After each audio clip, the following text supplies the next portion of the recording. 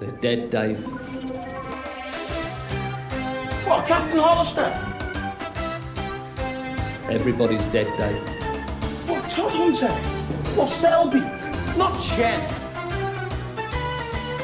He's dead, Dave. Everybody is dead. Everybody is dead, Dave. Hello there, everybody, and welcome back to Everybody's Dead Dave, a Red Dwarf review podcast with me, Adam Martyn, and... me, Phil Hawkins. That's right, and you can join us every week to review another Red Dwarf episode. And if you're new, first of all, welcome. We have several episodes you can go back and catch up on. But if you insist on listening to this one first, quick bit of context. Phil, what's your history with Red Dwarf? Oh, it goes back a long way. It makes me feel really old thinking about it because, yeah, I've been watching even Red Dwarf since the 90s, since, I don't know, mid-90s, I guess, when I was just about old enough to watch it, maybe when I was 7 or 8 in the sort of 94, 95, something around about then. And, yeah, I've been watching it ever since. Yeah, so Phil is quite the Red Dwarf veteran, if you like, of fandom. But me, unfortunately, until this podcast, I had never seen a single episode of Red Dwarf. I was aware of it, I've seen pictures, short clips, but I'd never sat down and watched an episode. So this is our two different perspectives. Phil, who is rewatching these, and me, who is watching them for the first time. I haven't watched them in about 10 years, though, so all the way through. I've watched the occasional one, but no, I haven't watched the whole lot in about 10 years. So it's almost like we're rediscovering it, in a way, both of us, again. But we are on Series 2, and we're on Episode 3, which is Thanks for the Memory, which, I know, for me, just made me think of the Fall Out Boy song, which came about, 10 years after this episode, or 15 years. But, yeah, great title. So, my first question, Phil, and this is going to probably age me, what's a shake and vac? Okay, I only know this like it was retro when I was young, so I'm not that old. But okay. I think it's like a powder that you shake on your carpet and then you vacuum. So it's like a cleaning thing that you put down before you vacuum to get your carpets even cleaner. So you shake it and then you vac it. Shake that and makes vac. Sense. Because you had Hull, the system's... the ship's AI, do his little recap, and yeah, he just, here's the crew and here's all this, but then he mentioned it, and obviously there's laughter, and I'm like, right, this must be a thing, because this came out in 1988, so I'm like, this must have been a thing at the time. Everyone back then must have known, or had a passing knowledge of what shake and vac was. And I think it had a really, like, one of those catchphrases that everyone knows. I think it was something like, shake and vac puts the freshness back, or something like that. Oh, God. And it probably Very had like a song. 50s American slogan, yeah. Puts the freshness back, or something like that. Well, there you go. So there you go. Hopefully we've educated you on what a shake and vac. But honestly, like that, it went right over my head. So, yeah. But yeah, how do you want to kick this off then? Jokes aside. So we got these episodes always start with Holly having a little like recap of the main series premise, and then an additional. And then there's a little joke. But this time there was an additional where they set up the plot for the episode. Kind of in a way like the sort of Star Trek, this Stardate, blah, blah, blah, blah. And Captain's Log type things that they sometimes have at the beginning of Star Trek episodes. It kind of felt a bit like that. It was just kind of like, hey, we need some setup for this episode. We'll get Holly to do it in an additional. Yeah, no, it's a nice homage, and odd that obviously we start this episode not on Red Dwarf itself as we do with so many. We actually start off-world, seeing them having a bit of a party. Yeah, because what do you do if you find a breathable atmosphere? You have a party, obviously. Have a party. I must admit, from the long-distance shot, I didn't think it was the main cast at first. I just thought it was like a random bunch of aliens or something. Then obviously it zooms in, and you've got Lister on guitar, and you've got a Rimmer in his hologram cage. I love the hologram cage because, of course, he has to go somewhere where there's hologram projectors, so they have to literally take a big, massive hologram projector, the most probably impractical thing to move around with them. Yeah, then you got Holly on a CRT TV. Yeah. But the important question is, was it a Sony? Was it a Sony? I did look. I couldn't see a Sony. They're normally right at the bottom centre, and I couldn't see one. So maybe they've swapped brands, but maybe they can't show what that brand is. But it is. I mean, Sony we've dropped said it. the product placement deal Dropped after the Series product 1. placement. Or maybe Sony saw it and thought, "Hey, hang about now. You didn't ask us about this." But we've said it before. But it is funny, isn't it? This show that's meant to be set millions and millions of years in the future, yet we're reliant on CRTV televisions and triangular-shaped cassettes using tape. But obviously it's a constriction of the time. Creative license, it's fine, fine. It may be my age here. I don't know if you still will have had this when you were at school, but it reminded me of when you have... like when I was at primary school, there used to be one telly and it was a big CRT telly that would get wheeled around the classrooms. When it's your classroom's turn to have a telly on a sort of thing with wheels, and that just reminded me of that. Yeah, that was like the special days in school. If either it was like a wet break time, or it's like, I don't know, you got to like English class, and I'm sure it's better now, kids, but like when I did it in the early 2000s, like I always found English in primary school was it was taught in a very dull way, I thought, for kids. But on the occasion, I remember one time we were doing The Railway Children. Great book, great film, whatever.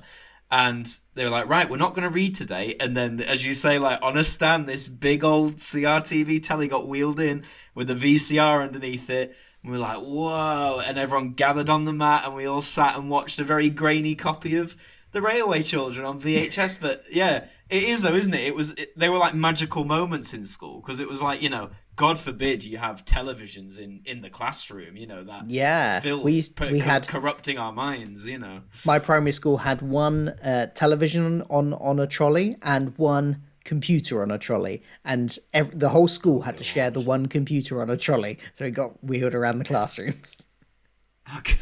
There'll be some younger people listening being like, what are they talking Why didn't about? you go to the computer room? What computer room? We didn't have a computer room. Oh, God. True story, they actually built a computer room the year I left primary school, so I did not get to use it. They were building it as I was there in my last year, and they completed it during the summer holidays after I'd started. And the similar thing happened at both my secondary school. I mean, my secondary school had computer rooms, but again, when I left, they built a whole new one, with like even more advanced tech. And then at sixth form, when I left sixth form, they built a whole computer block, like a whole different new building just for IT. And I was just like, why are you always... Every time I leave an educational institution, they build a whole new building with stuff. I'm going on a tangent with now. The computers. No, it's all right. For some reason, our computer in primary school was called the Chippy. I don't know why. It had nothing to do with chips, but that was just what it was called, and that's what we all called it.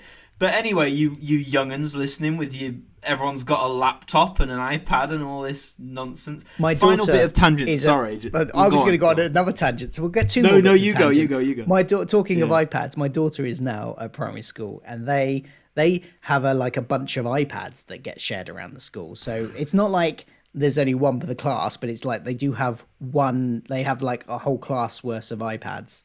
Oh, that would have been the dream when I was at school. Never imagined. Could you imagine? They get iPad. I got told off for bringing my Game Boy to school. Never mind having an iPad.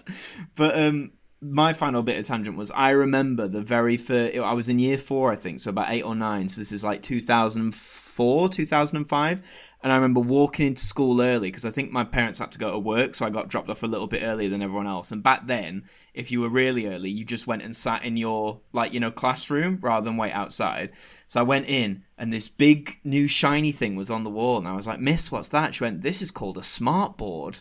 And I was like, "Ooh, a smart board." And she got, the pen, and she was like, "Look," and she wrote her name. And obviously back then it was like, wow, this is like magic. And obviously now smart boards are dead common, or even being replaced, I mean, I'm still amazed by them personally, because I've never used one or been in a place where they've used one. So every time I see them being my daughter's school has them, but I've never seen it and in this homeschooling period we're in, we get some videos from the school, and some of them are them using the smartboard, and I'm still like, oh, that's amazing. It's future technology, isn't it? Mad. But anyway, tangents back to Red aside, Dwarf. back to Red Dwarf. That is what we're here to talk about. They're is, celebrating yeah. this. This isn't a party for any reason. They are celebrating Rimmer's death day. Yeah, what whole year of Rimmer being dead, and I mean I found it a wonderful example of like the darker humor Red Dwarf can do sometimes, but obviously doing it in a very funny way. You know, them singing "Happy Death Day" to you and all that sort of thing. It was really funny. He gets a cake as well in the shape of a spanner, which then leads to one of my favourite lines in the episode, which is from Holly, which is because they're saying, first of all, he says, what would you have got him if he was a mailman? Would you got it in the shape of an envelope? Then he says, Gordon Bennett's lucky he's not a gynecologist. which was one of my favourite episodes one of my favourite lines in the episode. Yeah. No, it's a strong line. Strong. And they always get given to Holly a lot of the time, funnily enough, with that deadpan Holly was delivery. great in this episode. He Just was like on fire. firing on all cylinders in this episode. Yeah.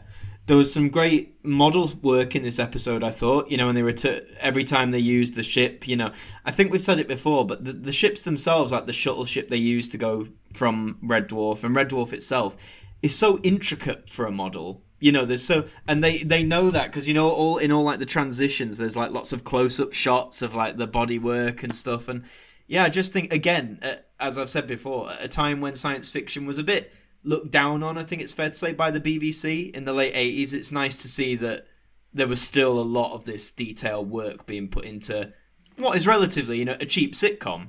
You know. Yeah, absolutely. Nice. Yeah, the model work, especially on the ships, is always great on this. And just what I noticed, Rimmer says, I think he said it in a few other episodes before. Is he saying, like when he's describing people, I notice sometimes, is he saying Gimb with a B or Gimp with a P? I think he's saying Gimboid. Gimboid? I know he said Gimboid, yeah. I think it was maybe just the way he pronounced it. There was one line in this, I can't remember. He was talking about someone else. It's quite early on. And it sounded like when, oh yes, he was a right gimp. And it could be Gim, as in Gimboid, but maybe.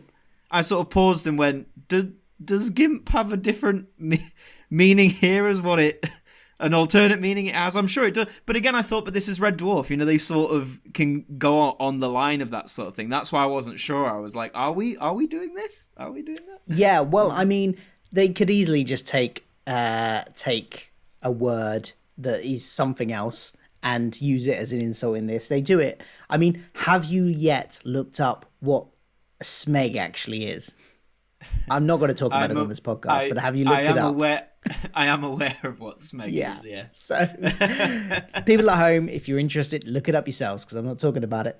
But Google with caution. By God, don't please Google Google with caution. And don't just Google articles. Please don't Google videos. Don't do that. NSFW. NSFW, but yes, yeah. So, yeah, I don't know. I think it was just the way it was pronounced in that moment. I'm sure if I had subtitles or something, it'd say different. But yeah, it sounded like the word gimp, and it made me chuckle a little bit. So, because I'm clearly very mature. Yeah, Rimmer drunk is great in this episode. Oh yeah, absolutely love. Chris Barry doing a fantastic performance as Rimmer drunk. I could never invent a sandwich like this, Lister. You see, all the ingredients are wrong. The fried eggs, wrong. The chutney, wrong. The chili sauce, all wrong. But put them together, and somehow it works. It becomes right. It's you. This sandwich, Lister, is you. But it all, like, even though it is funny, like, yeah, it's some of the funniest Rimmer, it all becomes the conversation gets fairly serious as it goes on. And again, we're seeing more of this, I think, in this series, in series 1, where, you know, I think it was last episode or in episode 1 of this series, you know, where they're on the observation deck and they have that conversation as well. There's a lot more moments where they sort of, let's hit pause on the comedy and let's get to the root of what these characters are. Because I found Rimmer's description of, you know, Lister's basically the awful ingredient sandwich, but everyone likes him, and how Rimmer's all prim the and proper. Ingredients are wrong, but they when they come together they work and people like him. Yeah, and how Rimmer's sort of all the ingredients are right, but no one likes him. And then I think it was the line where he said, "You know what I'd do? I'd trade it all in to love and to be loved," because there's no laughter there from the audience. There's no laughter. It's said completely seriously, and there's a little pause before because I know he starts singing then, and yes, that's funny. Like, oh, that was going to be our song, but then it was just, I just sing it now.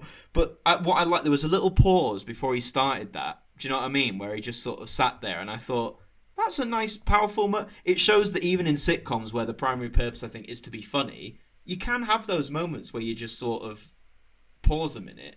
And, you know, because I think it's quite an important showcase of Rimmer and Lister's dynamic as a pair, I think. Yeah, some great poignant character moments in this episode, and yeah, like you say, as a pair, they seem to be growing into their friendship.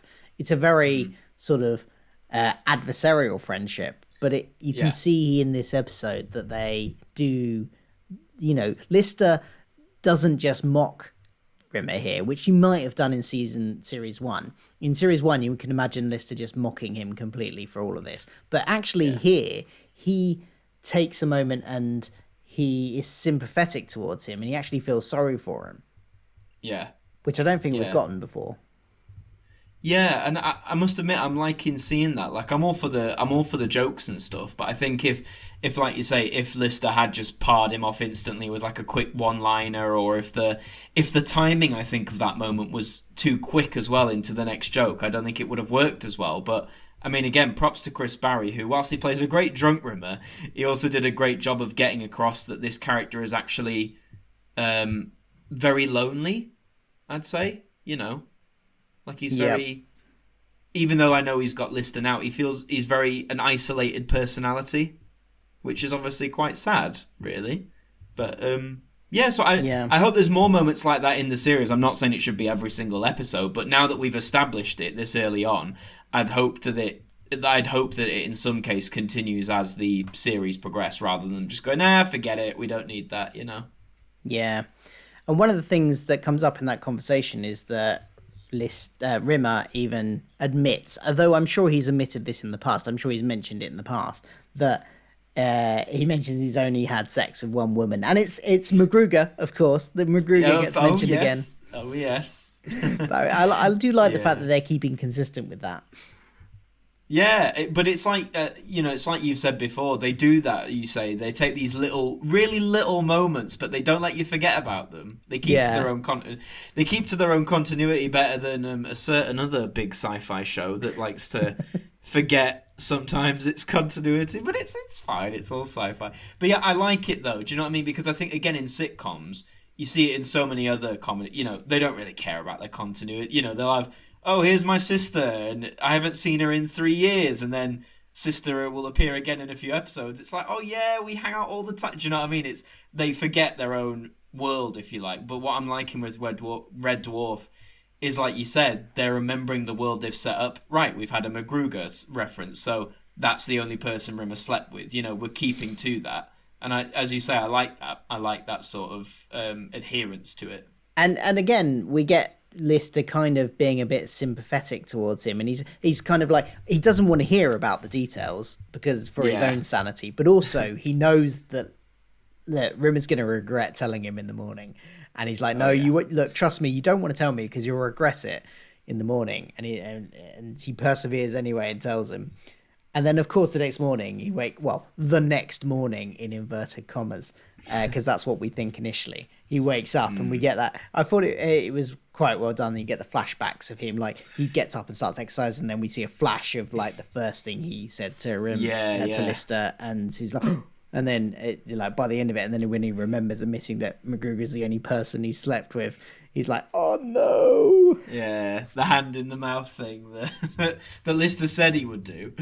But and then of course it's the whole, we learn the revelation that it's actually not the next day, and that there seem to be some days missing, in fact, and no one can trace why. And Lister's foot's broken, Cat's foot's broken, the puzzle's completed, even Ollie doesn't know what's going on. So, did you think it was a good setup for what was going on? Oh, it was brilliant. I was hooked. I was absolutely hooked by it. As soon as that happened, I was like, oh, I really want it. And I think they laid the clues and they laid the revelations at just the right pacing as well from this point on, that kept me like pretty much glued to the screen. And I was like, oh, what does that mean? And they did some nice things as well, like tying in the fact that Rimmer assumes it's aliens straight away. Which Yeah. ties back to an episode in series 1 where he's also talking, something when the garbage pod arrives and he assumes it's aliens. He's got this obsession with finding aliens, I think. So nice little callback again there. And then when they find the gravestone on the planet, because they trace the black box back, and it says to the memory of Lisa Yates. Yeah. And it's like, what is going on? What is it? Yeah, What's man. happening here? Yeah. No, they do all the good clues of like a typical, piecing it all together with some good comedy thrown in there. And then when we do eventually, they retrieve the black box and they put it in and we find out what's going on. And it turns out Lister has been meddling with poor old Rimmer's dreams, isn't it? Or his memories, so to speak. Listy. Bad boy. Yeah, man. That is a breach of lots of etiquette there. I Morally did think questionable. that. I was gonna say like his heart was in the right place, but it's a very morally crossing the line. Basically, he implants his own memories into Rimmer. Now imagine, listeners, if your friend was like, "I feel sorry for you. I'm gonna take my memories, invade your mind, and put them there." It's kind of it crosses several lines. One note I did make, though, using the same machine, he can also spy on his dreams. Which it seems to involve a small musical number of Rimmer singing in his pants. Yeah, which did make me chuck. It wasn't my funniest moment. It was a contender, though, purely because of how random it was. Like, it literally just, oh, yep, there he is, dancing, and he's in his underwear. But I do admit that the set they use for where Rimmer does all that, the blue screen effect is a little bit ropey. Oh, yeah. And I think it's weird, though, because it's when the focus is on them, like, straight on, when there's all the screens behind them. They're the bits that are blue screened. And that's where all the yellowing around them, it's very... Ugh. But then when it's, like, close-up, obviously the screen's out there. So they seem to have used a mix of, like, an actual, like a half set, and then just a blue screen to put more screens behind them. I just don't know why they didn't whack a couple of CRTs behind them, and just call it a day. But yeah, those wider shots, oh, yeah, sign of the times, I think, So he gives him the memories of Lisa Yates, his time with Lister's time with Lisa Yates, which is an ex-girlfriend of his. We see a lovely scene of them frolicking on the grass somewhere and flirtily chasing. Oh, Dave, I love you, Dave. Yeah, all the typical romantic stuff. Which he then augments to so that she's saying in the memory, "I love you, Rimmer." Yeah, but we learn that not only does Rimmer now have those memories, but he also has memories of being like Lister. So for those 8 months, as far as he's aware, he drank, he smoked. Now here's the thing: he has the memories for the full 8 months, but we only saw Lister augment that one scene to change the dialogue. Does that mean he off camera? Did he have to go through the whole 8 months, and any time somebody said his name, he has to or is it just like a Microsoft Word find and replace? You can just find every mention of Lister and just change it to Rimmer. Hopefully a find and replace scenario, but yeah, no, that's a good point, actually, because if he had to do all that manually, he probably would have had to be there for days and days and days. But yeah, I mean, as soon as we learn that and it all catches up to speed, of course, it's I think it's fair to say Rimmer's not too happy that Lister's done this. No, before he finds out, though, we get him sort of bragging about how much... This is Rimmer bragging about how much he was in love, and he's saying, "Lister, you've never felt like this," and and basically giving Lister's experience, and Lister kind of joins it, and he says, and he realizes, well, Rimmer starts saying why was I was so horrible to her, and why did I, and Lister's no, you weren't. Because, of course, he's actually talking about Lister. Lister was horrible to her. Lister fobbed her off and stuff. And it makes Lister... I quite like the way they used it to make Lister sort of realise that he was a bit of an arse to Lisa. Yeah. No, it's a good revelation, because as much as Lister is, obviously one of the leads and the more likeable lead, even as Rimmer says, I think it's good to show that he's I think we said before, he's not infallible. You know, he's not the perfect person, and like I said, he fobbed. As you say, it's a good way to reveal it without us necessarily having to see him be horrible to her. You know, it says enough just in Rimmer telling it to him, basically, as you say, directly. No, it's a good revelation of it. And then we get, I mean, when he does find out, we get a lovely scene on what is clearly becoming my favourite set, the observation deck, because I do think it looks really good, though, for the time as well. Those scenes they have on the space deck or whatever, it looks great. Yeah, it's clearly the go-to for heartfelt scenes between Lister and Rimmer. Clearly. We need them to bond. Quick, send them to the observation deck.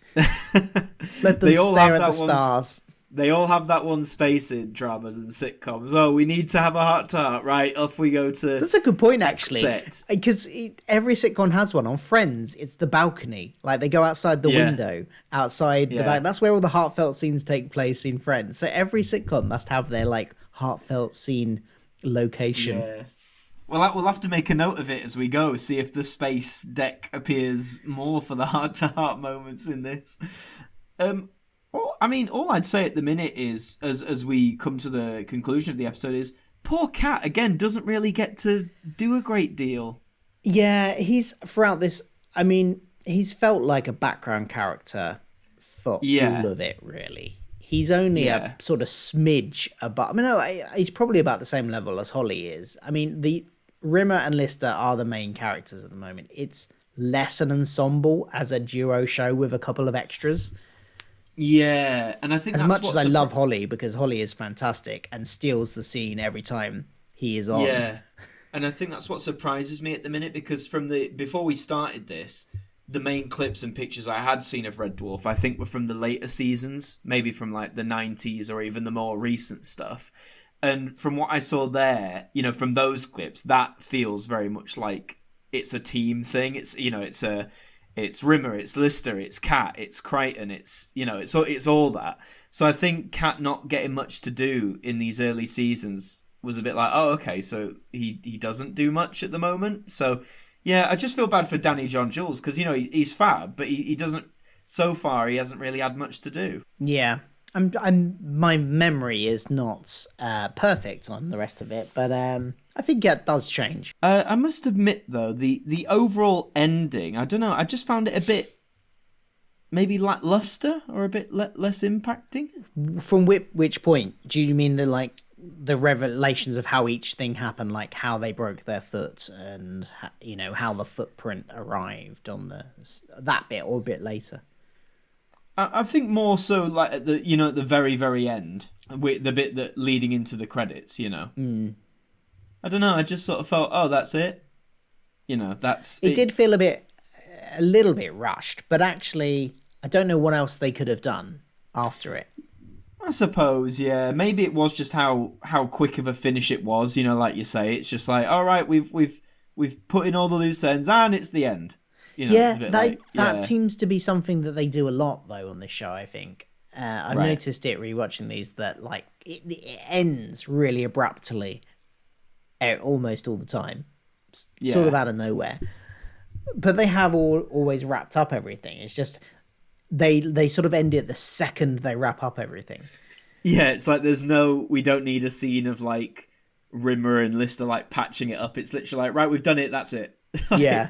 Show's over now. And like it's not bad. I don't know. I think maybe, like you say, maybe it's just how rushed it was, and it's like, oh right, okay, because it's a jar to your senses, isn't it? Because I think in a lot of sitcoms or dramas, you know, once everything's wrapped up, you normally get that one quick, even if it's a quick little scene, don't you? Of like, right, here's what's happened. How are we going forward from here? And then it ends. It's like a little cool down. Whereas this is just like, right, done it. See you later. Yeah. So what would you give it out of 9? No, out of 10. Out of 9. I think I've just given away my score. No, I think I'd give it a 6.5, you know. Okay. Because I must admit, compared to the other episodes we've had and in series 1 as well, I think on the whole, whilst there were some great moments like we talked about, you know, early on, drunk Rimmer sort of saying how he wanted to love and be loved. I thought that was a great scene. The space deck scene, if you like, near the end as well. And it was clever, but again, I just think just building on the whole rushness of it to get it done, for me, I think was just far too quick. And it just sort of ruined it a little bit for me. And again, like, you know, Kat not getting much to do, and I know you say it's not an ensemble thing yet, but I think I've always been that kind of person, like, if you've got a setting like this where it's on like a ship with very limited characters, you know, it'd be nice to see those characters. So yeah, no, I think I'm going to stay with that. I'm going to say 6.5. Well, in that case, this is the biggest divide we've had so far yeah. on our scores, because as I quite tactfully gave away just then, my score is 9 out of 10. I really enjoyed this one. This was probably my favourite episode so far, I would say. Okay. And I think because it has just kind of a mixture of everything, and I thought the pacing was really good. The way they revealed the mystery was really good. It kept me sort of hooked all the way through, much more than any other episode had done. Some of the comedy was brilliant. What we haven't talked about yet is our favourite character and favourite moment, but I will get back to that in a minute. But some of the comedy is just brilliant, but it's also got those sort of poignant character moments in there as well. And yeah, great stuff by Chris Barry. And then, yeah, so for me, this is my favourite episode. Fair enough, man. Hey, that's partly what we did this for, isn't it? See how differently we view these things. Yeah. You know? But talking of those favourites, so favourite character, I would say mine has to be Holly this episode. It's a close one between him and Rimmer, because Rimmer does have some great moments. Oh God, now I'm doubting myself, because Rimmer does have those poignant moments and that sort of revealing, I don't know, but just Holly, it was just firing on, like I said earlier, firing on all cylinders. And just, it was like, I don't think Holly has had so many funny lines that have made me laugh out loud in one episode before this episode. Yeah. There was just loads of them. Like, I wrote a few of them down. And when they're talking about the state of one of the characters, and he's like, oh, it's the state of the floor I'm worried about. Yeah. And then when they're talking about what had happened that they don't remember, and I think Lister goes, broke my legs. What? And broke my legs. And Kat says, and my legs. And then Holly goes, and then did a jigsaw. And it's just again, it's just his delivery of it. Me saying that line, it doesn't sound funny at all. But when he does it, it just sounds absolutely, he gets it spot on, the delivery of it. They broke my leg for some reason. They broke my leg? Right. And then they did a jigsaw. Right. And then when he's looking back at when they're rerunning the black box, and he sees the past version of himself, and he's just like, Nice looking bloke. Yeah. Very dry, very droll. He just had so many great moments in this. But maybe I'll give it a joint favourite character between him and Rimmer, because we do get some really good stuff from Rimmer. Yeah. Well, I was going to say my favourite character was definitely Rimmer in this one, because, like we're saying, Chris Barry is just... I will admit, this is probably, for me, Chris Barry's best episode so far. I will give him that. Like, the range he exhibits, obviously from drunk Rimmer, who is just stupid and wild, and then those poignant moments as well, showing he can do the funny and the serious as well. Like, I don't mean to be all, like, dramatic, but, like, when he says that, you know, that line of, oh, I'd do it all again to love and be loved, like, you believe him. You know, it's not just he's just saying it because he's... Obviously, he is saying it because he's drunk, but that's not the first thought you think. Your first thought is, oh, man, this guy's actually a really sad character, in a way. So, yeah, from an acting point of view, I really admire that. And, yeah, he actually also had my funniest moment, which we'll come to in a minute, but... Yeah, I absolutely think, for all my other misgivings with this one, I would argue this is very much Rimmer's episode, and my favourite Rimmer episode so far. Go on then, what's your funniest moment? This is going to sound so bad, and it's so when they are looking for the black box, they're tracing the signal, and Lister and Kat have gone down to the surface, and he says, oh, can you see anything yet? And he says, yeah, I can. Yeah, I can, but the quality is really poor, like Spanish television. Now, for anyone listening, This is not. I only laughed out loud because I had a very personal experience relating to this line that made me laugh. So, obviously, back when this went out, it was in the days of analog TV, you know, and you had to get a good signal, otherwise you'd have poor quality telly. And I remember going to Spain a few times in the early to mid 2000s, sometimes with family, one time with school, and it was actually that time I remember we stayed in this cheap, nasty hotel, bunch of 12-year-olds in a hotel. I don't know what they were thinking, but all of our TVs were these really ancient, like, you know, proper old style analog TVs. And you know, as 12-year-olds do, you want to watch the TV, and every channel, and no matter how much we fiddle with the aerial, was such poor quality. So as soon as Rimmer said that, I burst, because it took me straight back to that memory.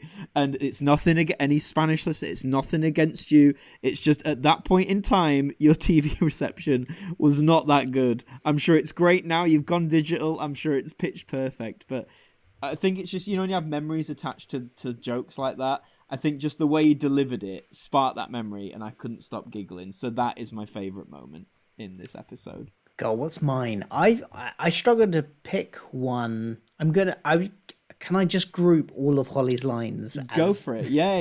Like put them all in a montage, and that is my funniest moment because they were just great in this episode. No, I mean he always delivers, doesn't he? But you're right, he had some absolute crackers in this one. Well, there we go. That There we go. is thanks for the memories. Now we need to go and wipe our memories of this podcast. Yeah, we'll come back to the next one and won't make any mention of this. You know, maybe that should be our continuity, Phil. We just never reference this episode specifically. Never talk about it again. Never again. Who's Gruger? What? McGruger? Until we find the black box. Till we find the black box that'll be, I don't know, buried under 10 Downing Street for all we know. But yes, It's on Zoom servers somewhere. yeah, absolutely. Well, guys, thank you so much for tuning into this episode of Everybody's Dead Dave. It's been a blast as always. Again, if you haven't listened to any of our previous episodes, they are all available for you to watch and listen to. Head over to Phil's YouTube channel and they will all be there. And at the time of this recording, they're not yet, but hopefully in the future they will be available on streaming sites like Spotify. Hopefully by now, in fact. Oh, by now, yeah, we'd hope so. So I forget we're, pre-recording episode number in advance. We're recording this episode the day before episode 1 is being released. So that's how far ahead we're recording. So you can't say we're not prepared because we definitely are. But by the time this is out, just, Spotify, Apple Music, Google Podcasts, just search Everybody's Dead Dave. We should come up. Give us a listen there. And Phil, where can the lovely listeners find you? Well, you've already lovingly mentioned my YouTube channel. That's the best place. Philip Hawkins is my name, 1 L in Philip, and that's my YouTube channel too. I talk about sort of all sorts of geeky pop culture. This podcast is going to be on there, as well as a lot of content about Doctor Who. A lot of content about Doctor Who, but also other things like the MCU and Star Trek and other geeky pop culture things like that. What about yourself, Adam? Where can they find you and what are you doing? Oh, wow. Quick fire question. What are you doing? What are you doing, Adam? Tell them now. I'm not breaking lockdown rules, I swear. No, I am in my own house, I promise. So you can find me on YouTube at Adam Martyn, Martyn with a Y. I noticed that you say Philip with 1 L, I say Martyn with a Y. But yeah, type in that. We should get that on t-shirts, and then that could be our merch.